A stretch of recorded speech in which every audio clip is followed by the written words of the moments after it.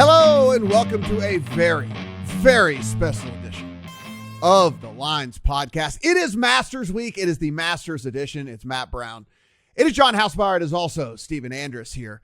Two of the top golf handicappers in the world and Stephen are here for you on this podcast, and we are going to go through everything. Hopefully, find some nice bets to stick into your account. Hopefully, we can also give you a little bit of strategy as we head into anything. Boys, I know everybody says this. Certainly golf nuts like us say this is the best week of the year. John, for me, it really, really is. It feels like this is the real beginning of golf season for me. It feels like this is where everything really gets cranking. And man, it's just something different about even doing the research and stuff for this tournament. Just, I get super, super, super excited. And I really do love this week more than anything.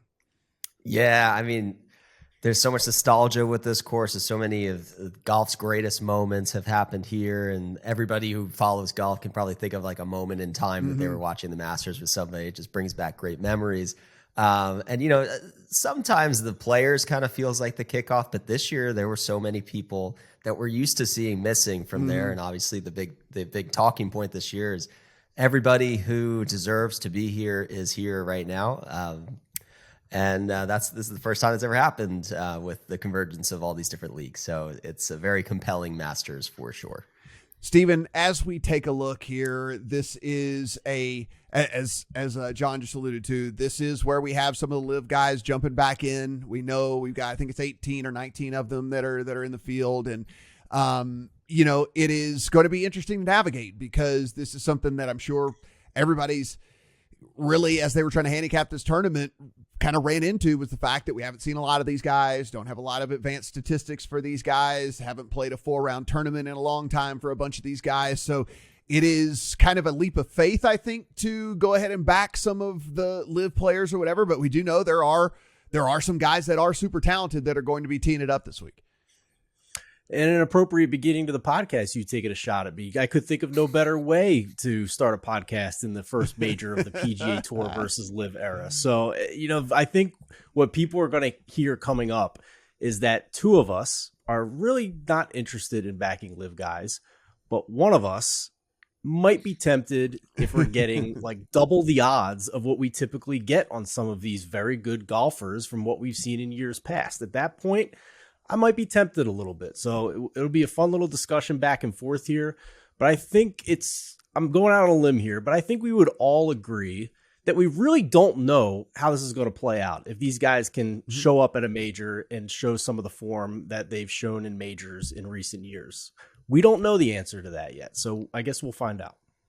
John, I was talking offline to Stephen, and, you know, I guess one of the guys that we'll kind of focus on here. If we're talking about a lot of the live guys, I feel we're in the downside of their career anyway. I don't really miss them all that much, and I don't take them all that seriously in this tournament. Cam Smith certainly does not fit that bill, and certainly was a guy that I was looking at to be interested in possibly this week from a betting perspective. And then he takes the podium yesterday and basically tells us that he went back home, put the clubs in the garage for about 3 months and didn't touch them, and doesn't feel really great about the state of his game right now. And so if a guy's going to sit on the podium and be very honest with me and say he doesn't feel like he's playing very good golf right now, I'm prone to believe him. And so if that was the only guy I was really interested in and he's telling me he's not good at golf right now, then I probably won't have any of those guys in my account. Yeah, I think that is why his departure to Live was a little less surprising to me when it happened, because he just always seemed like this guy who, yeah, I remember he was playing the RBC Heritage and he shot the low round of the day and he was like, I can't wait to get out and fish afterwards. Like, I'm glad that round is over. So he's always been this guy who, like, some people golf to live, some people live to golf. And it seemed like he was playing golf to earn a living. And now he's set for life. So I would be a little bit concerned, although there is a little bit of pride to this. Like, he went out on this limb and said, I'm going to join Live and I'm going to go against the grain. And everybody like us are talking heads here are like, he's done. His career is over. So I think he probably does have a little bit that he wants to prove. Whether he can prove it is the task at hand now. So if we're talking about the field here, live guys are going to be a big part of all of that. And so before we jump to the other guys in the field, I think the other question people are going to be asking, and I think it is a fair one, is We haven't seen a ton of these guys. We know that even when they do play, it is a 54-hole tournament. It's not a 4-round tournament. You talk about the setup of this golf course that they just played this past week over in California. I have buddies who have played that course and said, I actually shoot well at that course. And so this is not I wouldn't call it a tune-up any stretch of the imagination for Augusta or anything like that. And so, Steven, I mean, how much of all of these external factors did you put into play as you started to look at those specific guys in the field? Because again, I do feel like there's at least a little bit of a leap of faith here because we just don't have a ton of stuff that we all really love, which is hard data, hard facts, hard numbers that we like to be able to draw from. I 100% agree with you on that front. This is not a PGA Tour event where we have that hard data on every player in the field that we can rely on for the most part and pick and choose some caveats if we know a guy's injured, etc.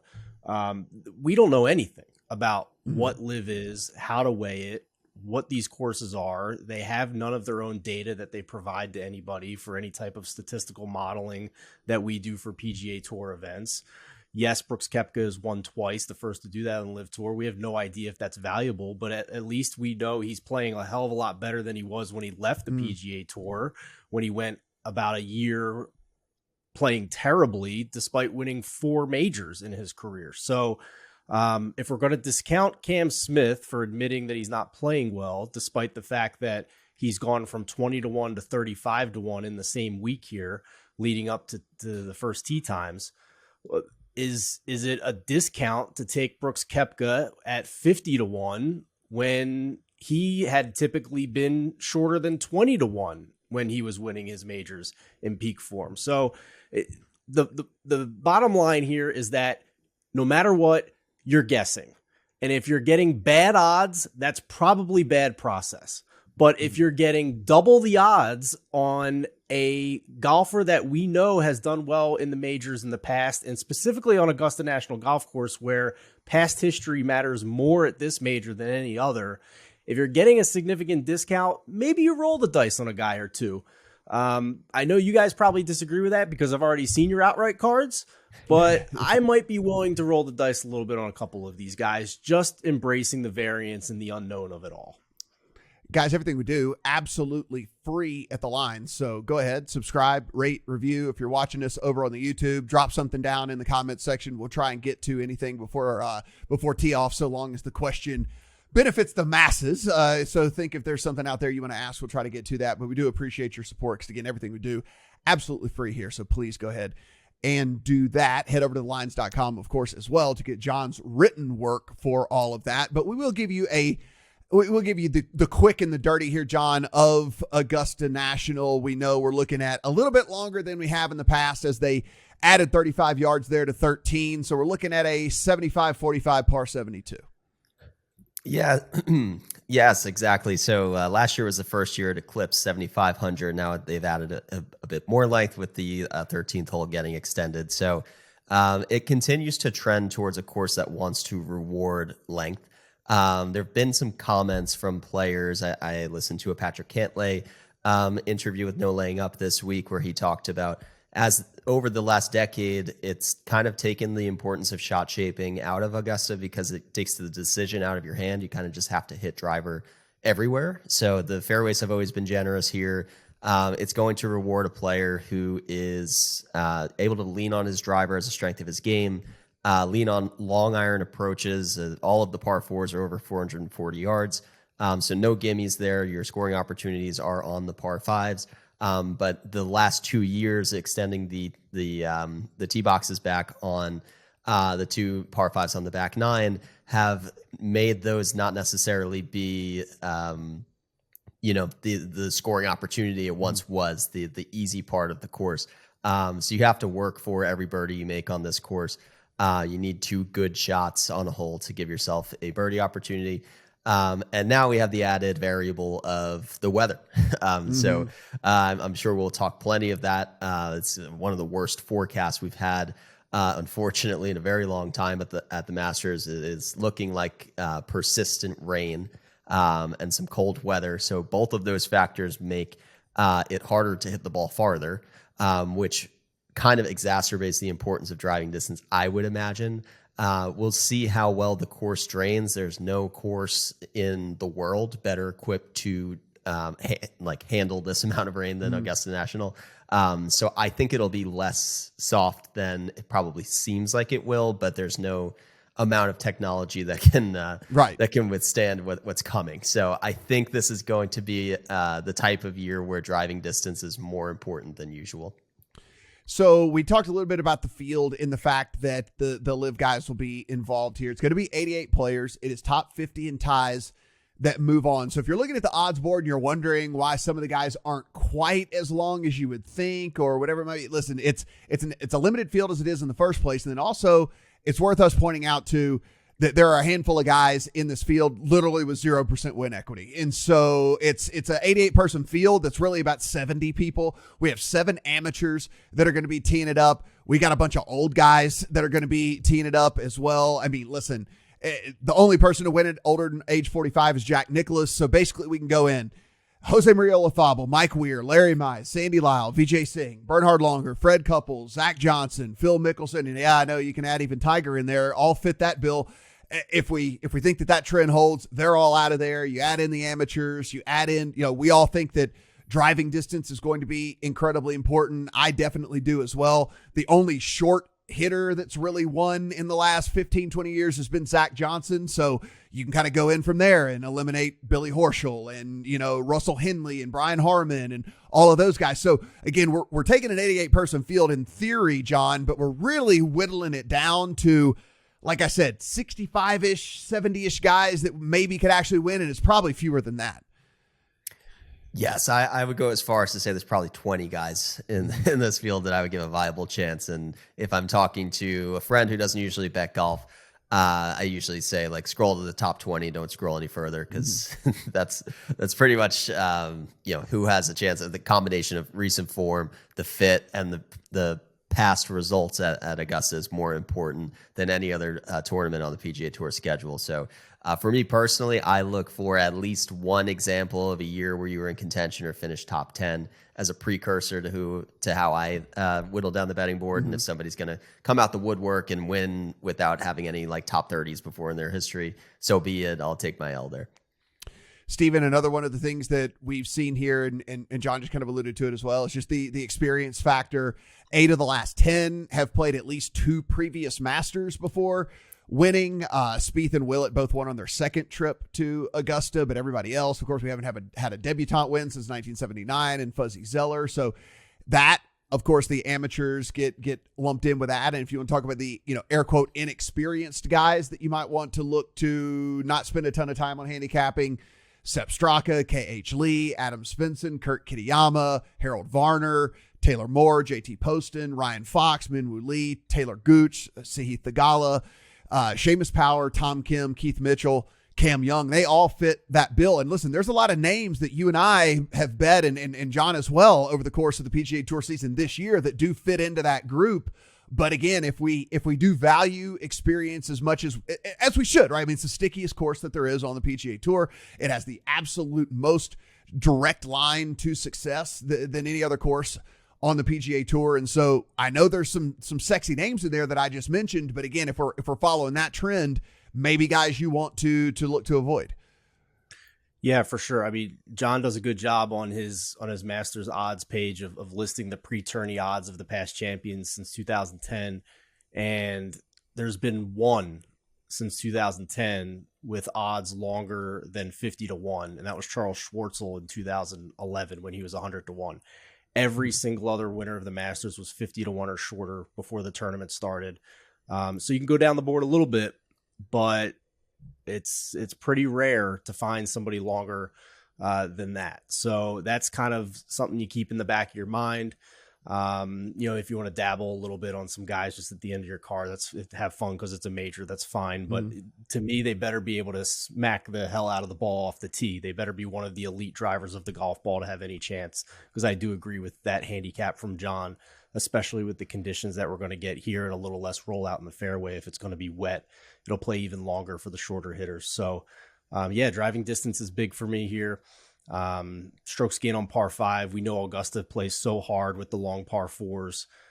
So you got to try and get your birdie opportunities on those par fives, although two of them have gotten a little bit harder now because they've lengthened them even more. You know, Rory McIlroy was just saying that in years past, he would go driver 8-iron on one of these par fives. And now with the lengthening of it, he's going driver 5-iron. And the lie has gone from a flat lie with an 8-iron to ball way above his feet with a 5-iron. So they're going to make the bombers take a risk and bring all kinds of nasty elements into play if they get a little squirrely on those second shots on the par fives. So I think an all-around game is what we need here. So, you know, there's some events during the PGA Tour schedule, Matt, where I may weigh strokes gained approach very heavily or weigh one stat very heavily. I'm going pretty even across the board here and kind of taking a holistic approach here. Who's been playing well on the PGA Tour so far this season? And then as a bonus, if they've played well in the past at Augusta National, even better. Yeah, John, one of the interesting things is I was listening to PGA Tour radio today, and, you know, we might see some guys carrying some clubs they don't normally carry this week due to everything. So we might see a few more 7-woods in bags, maybe a few more guys that don't necessarily carry a 5-wood for every round that they play. Like probably going to see a ton of 5-woods in everybody's bags because these par fives, you really do have to attack, but it's not going to be as easy to get them into, we assume, with the conditions that are going to be out there. Yeah, absolutely. I mean, it's, as we said, it's one of the longer courses and it just got longer. So definitely, I mean, I guess it's a trade-off because there's so many tricky touch shots around the green. I'm sure some players are hesitant to give up one of their wedges around there because there's so many different types of shots you need to play there too. So that, I mean, that's a strategy within the strategy. But maybe that just goes back to the importance of course history here. And guys who've seen this course a few times know, all right, I need that 5-wood in my bag. And I may not have known that until I actually saw it play out. We talk about the odds board, so let's go ahead and hit it up. The usual suspects at the top: Scotty Scheffler, Rory McIlroy, and Jon Rahm. Your 3 short shots, all at under 10-1. You can find a 9.5 actually out there on Jon Rahm. A 7 is about the best you're going to. 7.5 you can find on Rory, and then a 7 on Scheffler. The best odds that are out there. This is a great time to bring up that there are a bunch of different odds boost things. Steven, I know that you take advantage of a ton of the odds boosts that are out there. If you are given an odds boost on a player and you are able to choose which player that is, I know that there's one floating out there. I think it's at DraftKings where they'll add 10-1 to a player or whatever it might be this week. Add 3. Guys, they'll add 3-1 or whatever. Like, add that to a short shot. Do not add that to a long shot. It is far more valuable on one of the shorter shots than it is on the long shot. Like, I've seen people say, oh, I can bring this guy from 55 to 65. And it's like, no, you want to be bringing Scotty Scheffler from 7 to 15 or whatever, or 7 to 17. Like, That is where the real value is in those bonus bets and things like that. So again, I know that you are going to be inundated with promos over the next 48 hours. It's going to make your head spin, but at least some strategy we can give from that aspect would be increase your win. Like, those guys' win equity is exponentially higher than any of these other guys middle of the field. So I know it sounds sexy to be like, oh no, it's 65 to 1. It's like, no. You want it on one of these short guys because their win equity is so high that you are getting a really good value to get those guys at a bigger odds. Yeah, it's a great point, Matt. I mean, going from 100-1 to 103-1 doesn't mean nearly as much in terms of implied probability as going from 7-1 to 10-1 on one of these favorites. It's a great point, and absolutely what you should be looking for at the top of the board with these. I think that the same thing applies on the other type of bonus that's out there where it depends on what book you're at, but all of these books are throwing out, if your guy doesn't win, but he finishes top 10 or finishes top 20, you get the amount back in bonus bets. One of the books is even giving out 200% of it back if he finishes in the top 5 or top 10 or whatever. The guys at the top of the odds board are the most likely to finish in the top 10 or the top 20 at the Masters, especially ones who have been playing well this year and have history at Augusta National. So don't overthink it on those. And if they don't win, you're more likely to get the bonus bets to use on another golf tournament next time around. Jordan Spieth is next on the odds board there. The best you're going to get on him is 18-1. Cantlay 20-1. Justin Thomas 22-1 across the market right now. The best number you're going to find. Tony Finau 25. Xander 25. Dustin Johnson is coming in as your first live guy to show up 28-1 out there if you did want DJ. Jason Day sitting at 28-1, which, by the way, I love the way Jason Day is playing. Do not get me wrong, but boy, the odds have plummeted. He is on everybody's radar this week, and we have seen those start to plummet. And John, you look at Jason Day, and I think if anybody's out there modeling and has anything even close to what I kind of put together this week, you did see Day, and he was in there, and he was in, the mix for a lot of the different stuff. It's just, I don't know if I feel comfortable at 28-1 on Day. And that's the best number that you can find right this second out there on Jason Day. There is still the injury risk thing that's going on. We heard about this past week where,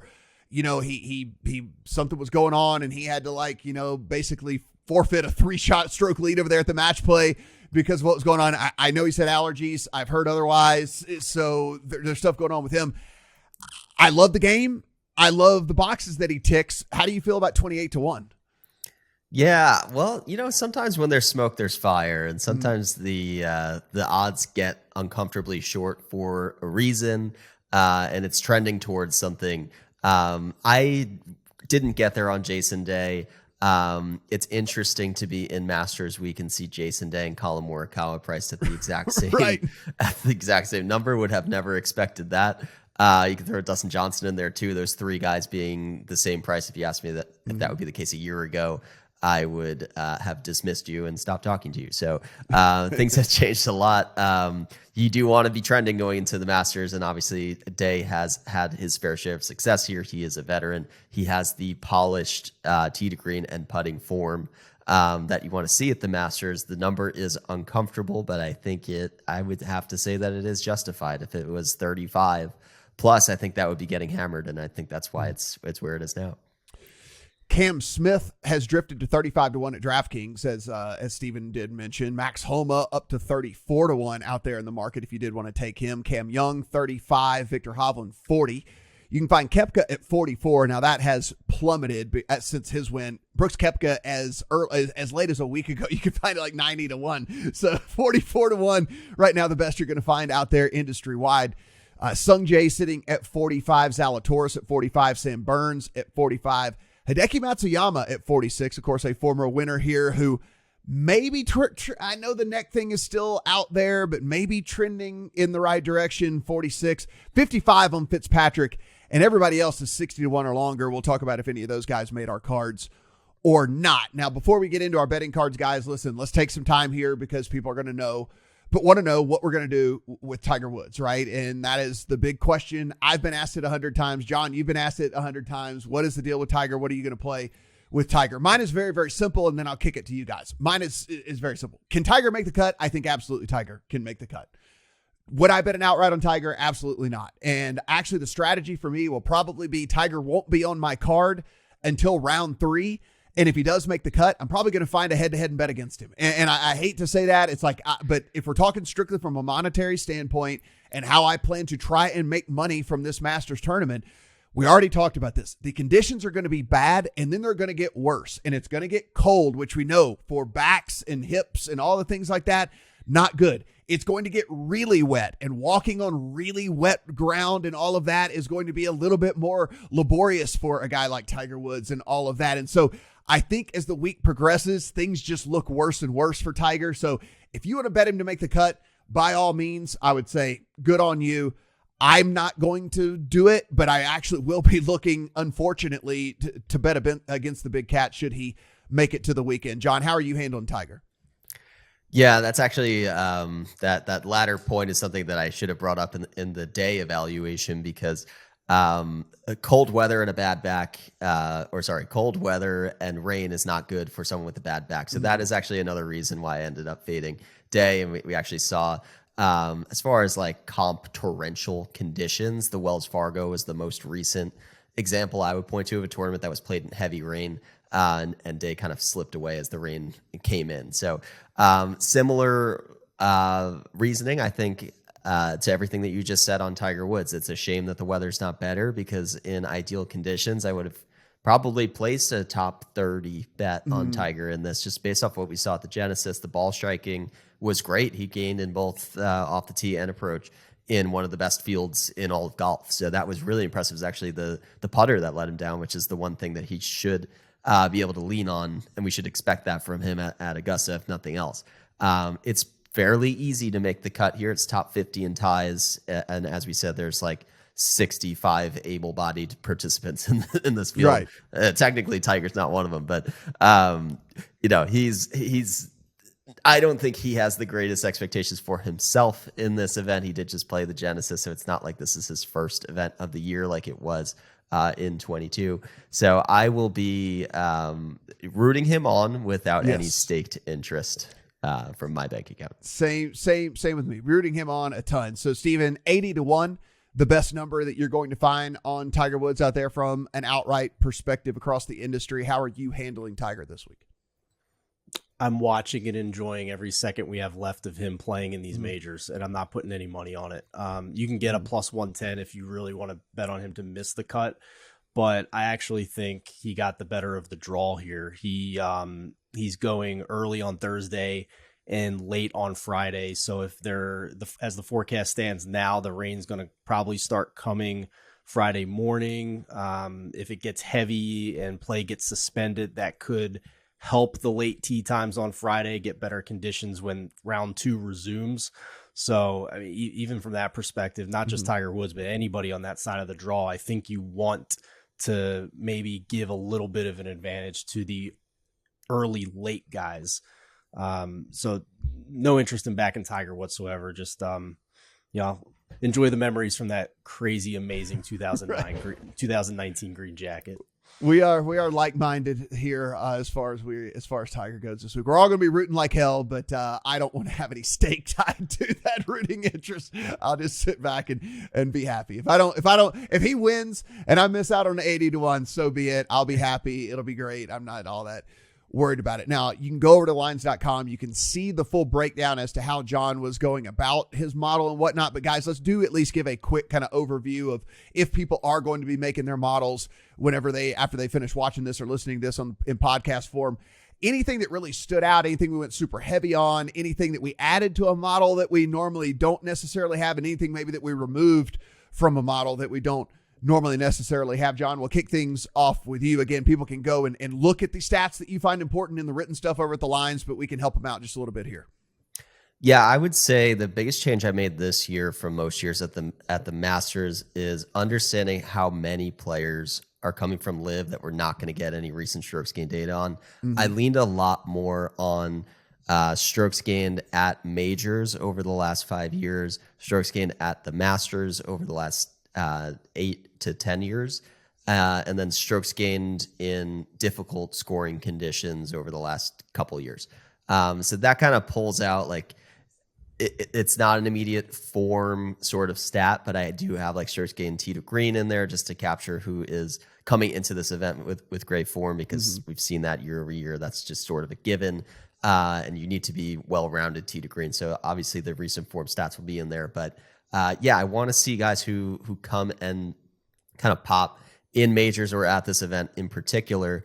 And then looking more technically, it's the long par 4 scoring. So par 4 is over 450, par 5 scoring in general, proximity from 200 plus, and then a heavy emphasis on strokes gained around the green. And then particularly, I did put in my model strokes gained short game on firm and fast greens, which has always been important at Augusta, although I may dial that back depending on what the state of these greens looks like at the end of the week. If it gets a little bit more flooded and a little softer greens, then I might deprioritize that weighting, but still put a strong emphasis on around the green. Steven, anything in your model that you went a little bit heavier on, anything that you went lighter on, added, removed, anything like that? From a typical PGA Tour week, I don't care about putting as much this week because it's brutally tough to putt at Augusta in general. Scotty Scheffler won here last year. Not a particularly great putter. He's just amazing tee to green, and he's only gotten better tee to green. So for what I put together, 50% of it right off the bat is split up in some form or fashion between stats that matter from tee to green. 10% strokes gained tee to green, 20% driving distance, and 20% strokes gained on approach.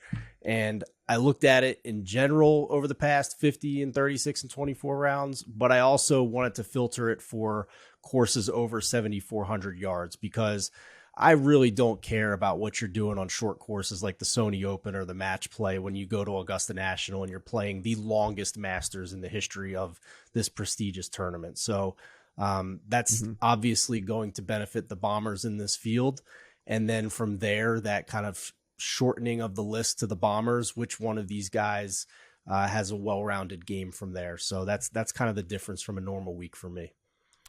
Yeah, for me, I did a lot heavier on driving distance than I thought I was going to heading into starting modeling. But then with the way that this outlook is, I mean, listen, we know the importance of length anyway. It's become much more, as John mentioned, much more of a Bombers course. They mow the grass where you get less run out. They do all the different things to kind of help that. But it's, again, if it's going to be cold, if it's going to be raining, we're going to need guys that have just a lot of carry and guys that are longer. If we want these guys to really attack what we think is important as well, which is these par fives. As we know, all four of the par fives, at least last year, we don't know how this one's going to play this year with the lengthening of 35%, but all four have at least a 33% birdie or better rate. And that is where the scoring is done, right? So guys that didn't score well on par fives, they immediately got eliminated from me. All the shorties got eliminated for me. So even though there are some guys that listen, Colin Morikawa got eliminated for me, right? I mean, like, this is a guy that I think is a superbly talented guy, but he falls outside the top 50 in this field of 88 in driving distance, and so for me, I hate it, but it's just one of those things where sometimes I have to kind of believe the numbers and the narrative that I have around things. So I do have that. And then also I heavily went on strokes gained around the green. As we know, last year, 20.8% of strokes gained at Augusta were around the green, which is like 6.5% over tour average. So it just lets you know how hard it is to hold these greens and how important it is to have that delicate touch and all that around the greens on these tight lies and things, which a lot of people do struggle on. And if you start to look at some of those guys that we know that are notoriously bad at doing that, so you kind of have to start eliminating some of these other guys, your Bryson DeChambeaus, your Victor Hovlands, your Gary Woodlands, guys like that are really, really bad, around the green. And honestly, if you shorten that up to the last 36 rounds, and I know we have at least a little bit of limited data on all this, I do run models on multiple sites now. The stuff over at Rick Rungood actually does pull rest of world stats and everything. So I'm able to kind of look at some of those other things that are going on. I mean, if you put that in 36 rounds, Cam Smith falls outside the top 50. Dustin Johnson falls outside the top 50. They would actually get eliminated from contention for me anyway. Keegan Bradley, then at that point, Tyrrell Hatton, all of these guys fall outside of the top 50 in an 88-player field when it comes to strokes gained around the green over the last 36 rounds. So just stuff that I did weigh a little bit heavier. And what it did was take some really big names out of contention for me, which was a little weird and a little uncomfortable, but I just kind of have to go with what I do believe is important. And so that's kind of how I went about all the modeling and stuff this week. Steven, let's kick it off with you here. Let's get to your betting card, my man. Yeah, for sure. I'm going to be honest with you guys. I'm taking a bit of a different approach this week because every way I tried to slice it, it was hard to get past the top three of McIlroy, Scheffler, and Rahm in whatever order you want to put them in. I think Scotty Scheffler, if you look over the past 50 and 36 rounds, he's the only player in the field who is top 5 in both strokes gained off the tee and strokes gained on approach. He has been phenomenal. He's won already leading up to this again. He's been in contention over and over again. I would not be shocked at all if he repeats, but at the pre-tournament number, it's kind of unbettable for me. If I'm building, on a typical week, I'd take John's approach and I'll go with 3 units to win 24. In a major week, I get a little spicy. I might go up to 4 units to win 30 units. So I'm at a point right now where I've committed less than 2 units into this outright pool. So I am tempted to try and see if I can get a bit of a slow start from one of these top 3 guys. And if I can get a 14-1 live, then they're going to be able to fit onto my card. If I commit the other 2 units pre-tournament, then I've whittled it down to 2 of the following 3 players: Max Homa, Xander Schauffele, and Cam Smith now that he has slipped from 20-1 down to 36-1 or 35-1 at one of the shops. So I just think, I agree with you with Cam Smith's form, but we've also seen guys who in the past have been able to turn it on in a big tournament, and he has the course history here at Augusta. He hasn't won, but over the past 3 years, T3, T10, T2, back to 2018, he had a T5 as well. We know he won the Open Championship. We know he won the Players as well in similar wonky weather-affected conditions. And he also got the benefit of the draw of having the latest tee time on Friday. So if play is suspended, he might get some really scoreable conditions whenever they do resume. So he got all of those benefits to possibly overcome the form concerns that we have, and 35-1 might be the right price. So I hate that I'm not giving you guys a straight answer here. I'll get into some long shots that I have actually bet, but that's why we have the Discord here. So, go to thelines.com, top right corner, hit the Discord button, and you can see our betting cards. I have not made a decision at the top of the board, but that's kind of where my head is at right now going into this. Homa, Matt, I'm going to let you talk about him a little bit more because I know you're interested in him. But, man, other than his past results at Augusta, flawless resume coming into this. And Xander Schauffele, a guy who only moves up my rankings towards that elite tier when you turn on lengthy courses of more than 7,400 yards. So those I thought were the best values on the board once you get past those top three elite players.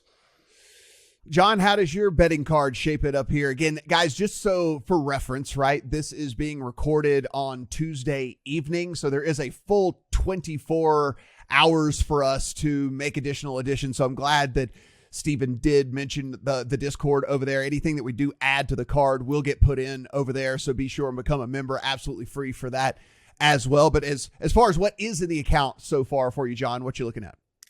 Yeah, so the way I approached outrights, similar start to Steven, my first thought is should I bet one of the top three guys? Because I really do think they're all coming in great form and they're all, a clearer tier of their own.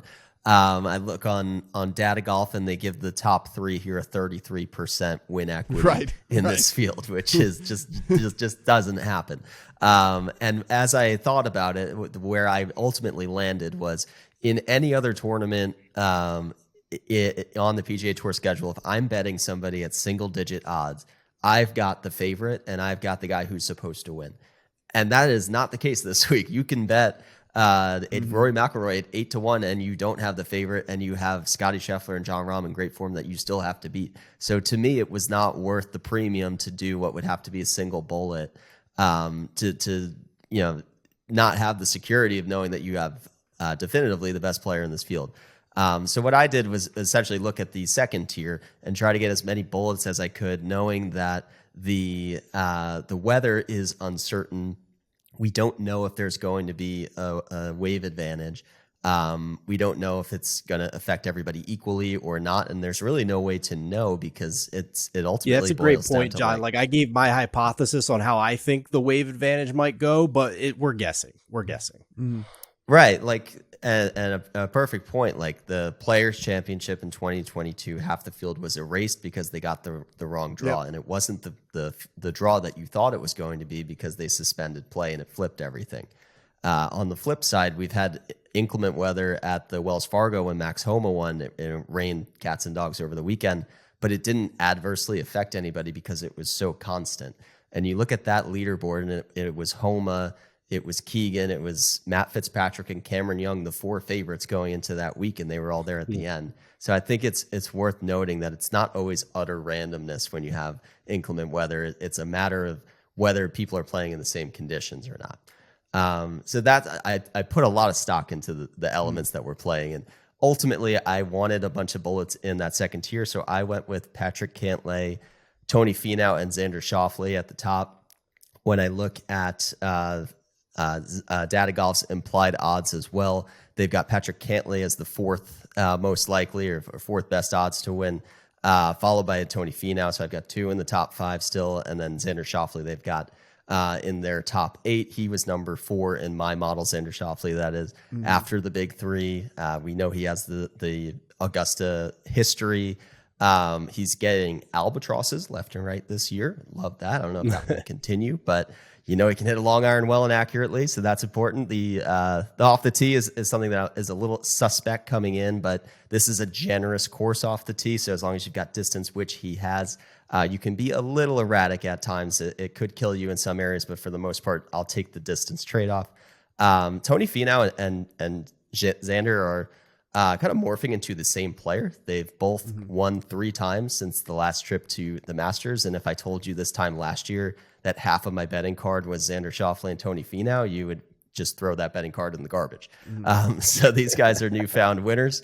They both have really good success. They've circled the leaderboard here. They've had so many top 10s between them, haven't closed the door, but now they have sort of the monkey off their back, that win equity, that confidence coming in.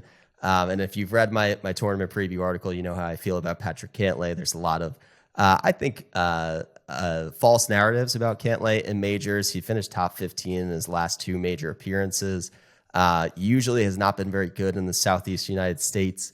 Usually skips the Florida swing altogether. But this year, he's turned a corner. He's had his best finish at the Players this year with the T19. Played the API for the first time of his career and finished top 3. So I think this is a different Patrick Cantlay, and he's an unflappable type of guy. He's got the demeanor of somebody who can handle the pressure of a major, and he's number 1 in par 5 scoring. He's in the top 10 in driving distance for the first time of his career. So a lot trending up for Cantlay. Yeah, for me, you and I on 2 of the same guys there. I'm also on Finau. I'm also on Xander. And for all the same reasons you said, listen, I tried to run versions of models that didn't have Tony Finau and Xander inside the top 7 and I couldn't do it. I was tweaking things left and right, trying to find ways to push those guys out, and I just couldn't do it. They just check every single one of the boxes that I found important this week. And I know people are going to, what you're going to hear about people that like Xander, you're going to say, well, the guy can't win a major, and all this. Well, guess what? Only 2 years out of the last 35 have we not had a first-time major winner over the course of the season, right?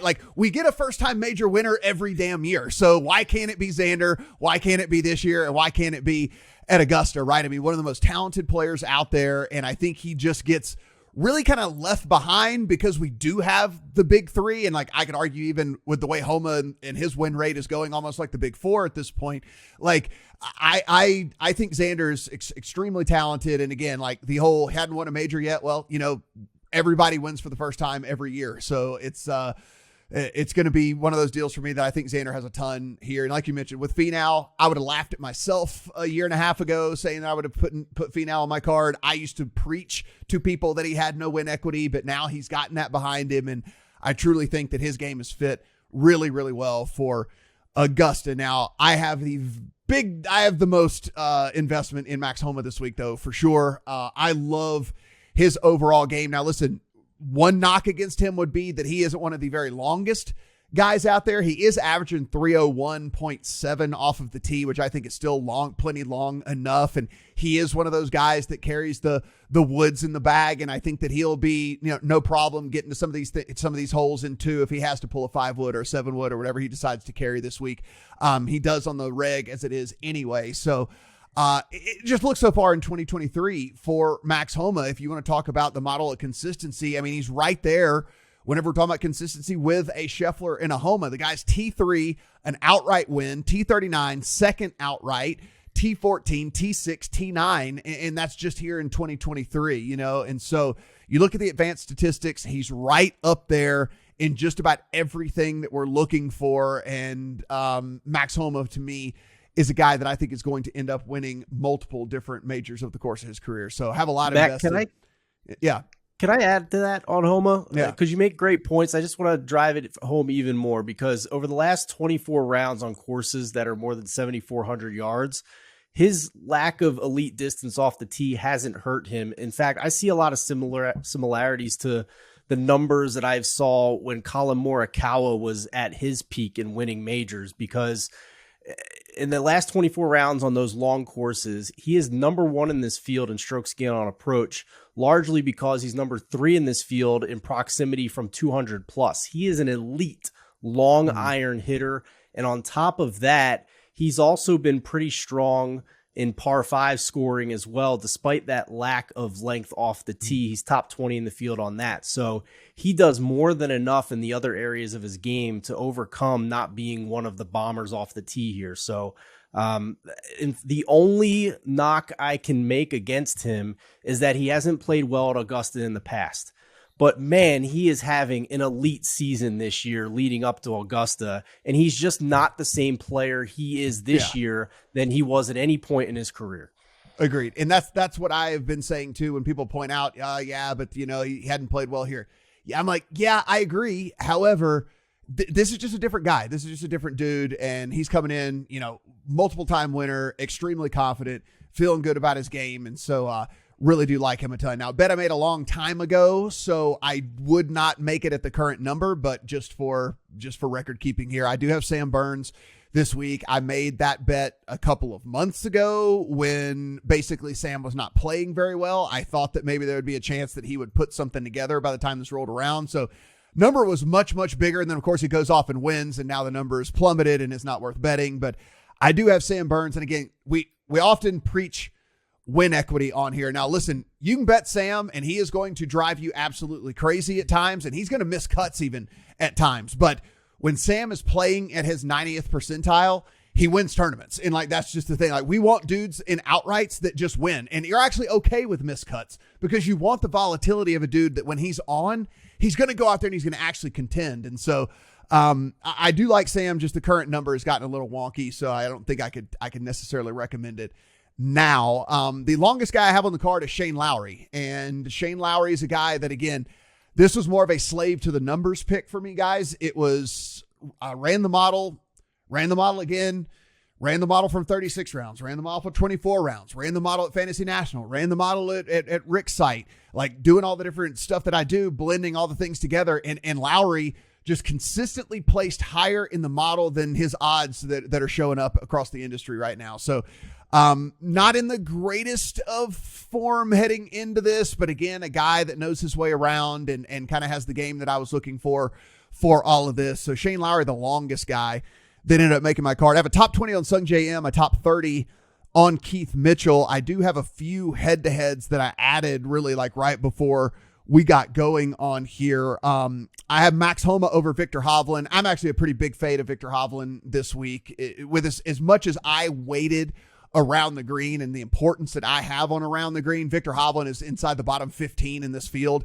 I mean, he's worse than a lot of the olds in this thing, as far as around the green. And so I have Homa over Hovland. I have Hoagie over Varner. I think Tom Hoagie, especially on a course where we believe that this could be a pretty good second shot course here. And of course, Tom Hoagie, as good as anybody out there with that. And this was strictly a numbers play, not necessarily because I think it's going to happen, but there's a book here in Vegas. And I know that a lot of people don't have access to this, but it was Scotty Scheffler versus Xander Schauffele. And I got nearly 2.5 to 1 on Xander over Scotty Scheffler. And that's just, that's a numbers play, right? I mean, there's no way that he's that big of an underdog to Scotty head to head. So I did play that one. Guys, I want to point this out. Over at DraftKings, they always do this winner without market, right? And it's typically winner without Rory, Scotty, and Rahm.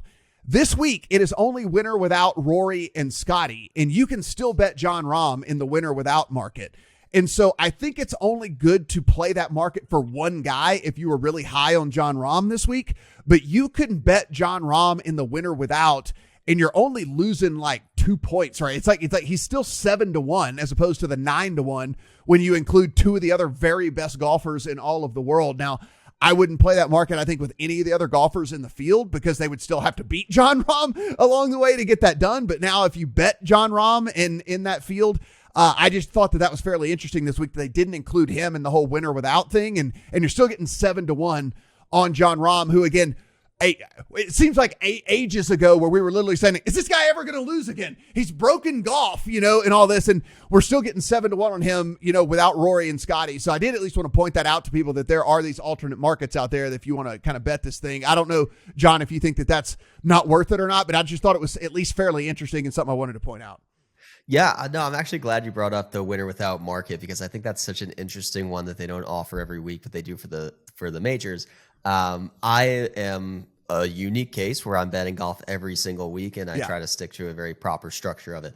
But this is a week where all of my friends, dad, uncle, Right. you name it, coworkers are saying, who should I bet? And I think an interesting strategy is take one of the favorites, right? 8-1 odds. You're betting, minus 110 odds on most sports that you're sweating. So Right. take the 8-1 odds and then juice it up with like a winner without top three market. There's other books that offer the all three, and take one of these guys in the mid tiers, sacrifice like 5 points on like I don't know, Colin Morikawa, bet him at 20-1 instead of 25-1, and you have a chance to hit both bets. Or you can, or your winner might not win, but John Rahm does if you bet like Scotty Scheffler, and then you still have a chance to win your other bet, and it's a good entertainment bet. Because even if somebody runs away with it, like a Scheffler last year, it was kind of over by the back nine. You have this secondary sweat, and that's when it comes to golf betting and Masters. I always just want something to sink my teeth into on Sunday, so that's why I diversify the card a little bit. I don't really like doing a single bullet, but that winner without market, there's a lot of ways to exploit value in it for sure. Do you ever dabble in that, Stephen? I know you're a dabbler. You've dabbled in most things. Are you a dabbler? Have you dabbled in this market before? Yeah, I'm not shy to spray and pray when it comes to the sports betting. I haven't dabbled in that one, but it caught my eye. I would just tell people to keep an eye on it, because at one point this week, Patrick Cantlay was 16-1 in the outright market and 16-1 in the winner without market, which makes no sense. Yes. Just keep an eye on it, because if guys move a little bit, you might actually get close to or the same odds in the winner without, which would obviously be a mistake. So keep an eye on that. Me when it comes to the majors at this point, Matt, I like to sprinkle in a little nationality prop here and there. Yep. And I know we talked about Jason Day a little bit earlier in the form he's had. I'm a little skeptical here. You guys mentioned the possible rumors about him not being totally healthy.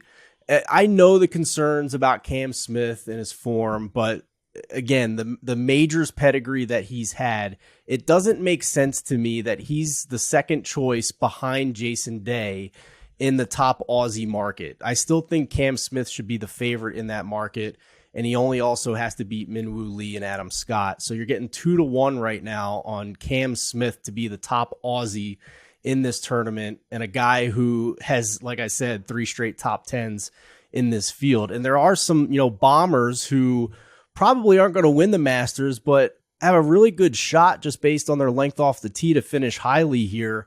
Cam Champ is a weird one, right? Like, he's 300-1 to win this tournament. He's not going to win the Masters, but oddly has 3 top 30s over the past 3 years at Augusta, including a top 20 and a top 10 last year. He's played awful golf, but he's also played awful golf going into a couple of those other Masters. It's just his length off the tee. It gives him an advantage over so many of these other guys. So you're getting really juicy numbers on like a top 20, a top 30, even plus money on a top 40 on some of the books for Cam Champ. The real long shot I like, and the guy I would probably bet in the top debutante market, the guys who have never played the Masters before, is Kurt Kitayama. He has gone toe-to-toe with some of the biggest names in golf over the past year, come up short a couple of times, but finally broke through at one of the elevated events this year. A ton of distance off the tee. He should be in that upper echelon in consideration. John, I don't know if he's among the 20 guys you think can win the Masters, but I at least think, based on his outright odds, that the numbers you're getting in proximity here with top 20s and top 30s, and probably getting some good head-to-heads, that's a guy I want to pick on. And again, embracing the variance of the live guys. If Mito Pereira could come one hole from winning the PGA Championship at Southern Hills, a course that is a comp for Augusta National, has very wide fairways with not much rough, really hard to miss a fairway off the tee. He's got distance off the tee. If he can contend in that particular PGA Championship, where there was also weather concerns in the third round, then I'm at least willing to take a couple shots on him in these derivative markets for Mito Pereira here, just embracing the unknown and knowing that he's also an elite driver of the ball off the tee. Yeah, John, if we look at the one other market is top amateur. And listen, I'll admit I had to do a bunch of digging into all this because I follow Korn Ferry. I don't really follow collegiate golf all that much, but you start looking at what Gordon Sargent has done, and then you just go, oh, I see why this kid gets a special exemption to come play the match. By the way, that's what happened. Like, the guy has been so good in the amateur ranks that he gets a special exemption to come play the Masters. And you go back and you look at results, and it's like starting in mid 22. And you guys are thinking that I'm listing this off as hyperbole. This is not. Starting mid 22, these are all finishes in tournaments. 4th, 5th, 1st, 2nd, 4th, 1st, 4th, 17th, 7th, 2nd, 3rd, 6th, 1st, 2nd, 7th, 4th. Like, this guy, like, it's like the most ridiculous run of golf you'll ever see. And apparently, from what I read, because I haven't again seen him play, he's going to be as long as some of the longest hitters out there as well for this week. So I don't think he's going to contend at all. But, like, I mean, top amateur market, he's only up against 6 other dudes. That might be a way to kind of get an additional sweat in this tournament that could be pretty fun to watch. Yeah, he is a special talent. He's reported cruises at 190 mile an hour ball speed, which is well above the tour average. He was out driving Justin Thomas and his group in the practice rounds. That kid has some pop. That's all I know about him, though. I don't know how polished his game is. I don't know what type of courses he's playing. You can get him at plus odds. I thought about it. It's really between him and Sam Bennett in the amateur group, and Sam Bennett's like 5 or 6 years older than him. So right. to do with that what you will. I really thought about it. I thought I was going to bet that market. I did bet top amateur last year. I struggle to bet somebody at even odds as an amateur. But I do have a conviction bet. I'm not going to say the L word, the LOCK word, but I do not see how this bet does not hit. It is top senior Phil Mickelson plus money, plus 120. He has to beat Fred Couples and Bernhard Langer, who he can outdrive by 75 yards on a bad day. And nobody else can even see in front of them in that group. They're all like on their last leg about to retire. The course is going to play longer than it ever has before. These guys can't even like tumble it down the fairway anymore. I don't care that Phil Mickelson doesn't look good on live. He's not finishing dead last. He's just finishing in like the bottom 15% of the field. You're telling me Bernhard Langer is not going to finish in the bottom 10 of every live event too. I mean, he's won. Obviously, some of the par fours might be 3-shot holes for Bernhard Langer. I mean, I know Phil is not in the best form right now, guys, but come on, the short game is not gone. The distance is not gone. He might hit some wayward approaches. Even if he doesn't make the cut, he's probably not going to miss the cut by as badly as these other guys. So I love that bet. That's my conviction prop of the week. One other deal that I think is less important because we are going to have so many external factors with the weather and stuff this week. Since 2005, the eventual winner of the tournament has been no lower than T11 after round one. So basically round one success has led to success in this tournament. Now, again, we're going to have a lot of external factors now playing into this with the weather, with the rain, with the cold and all that stuff like that. But just something to think about after round one. If you're looking at that guy way down the board thinking he's going to make a run, he might, but it hasn't happened since 2005. So that is not something that I might be looking to do this week. It seems like you really need to go out and at least put yourself not too far behind after round one if you do want to be in contention here at this tournament. Guys, everything we do absolutely free here. So please go over to the lines and take in all of the written content that John has put up over there. And if you're watching us on YouTube, please hit that subscribe button down below. It is not just us here talking golf. We have everything for every sport all season long. And again, absolutely free there. And if this is over on your listening device, if you're listening to us